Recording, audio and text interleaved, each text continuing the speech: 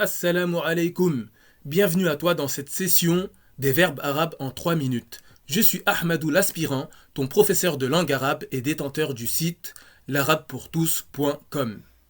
La dernière fois, on a mentionné trois mots qui étaient kataba, nasara, fa'ala.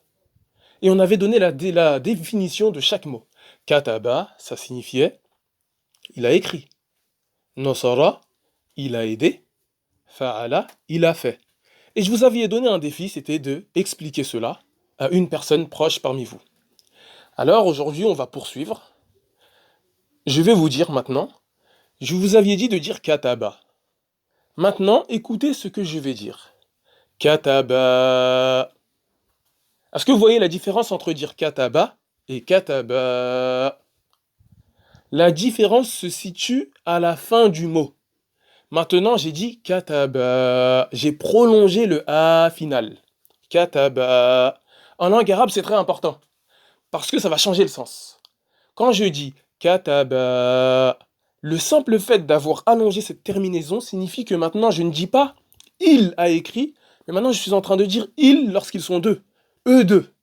Ils, eux deux, ont écrit. Kataba. Donc faites très bien attention. C'est différent de dire kataba ou de dire kataba. Donc, comprenez que maintenant si je dis kataba, ça signifie eux deux ont écrit.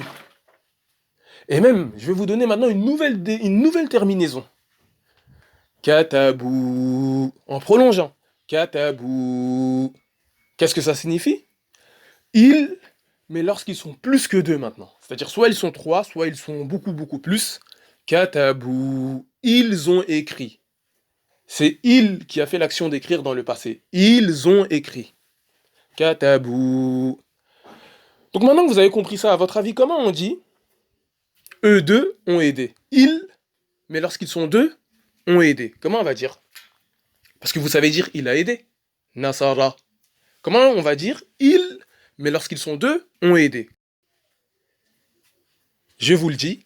Nasara. Bah pareil que kataba, on a juste rajouté le a final. Nasara. Ça signifie ils deux. Ils, eux deux, ont écrit.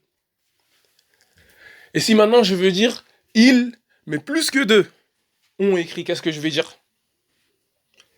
Nasaru. Donc je prends la terminaison ou et je la mets, je la colle. Nasaru.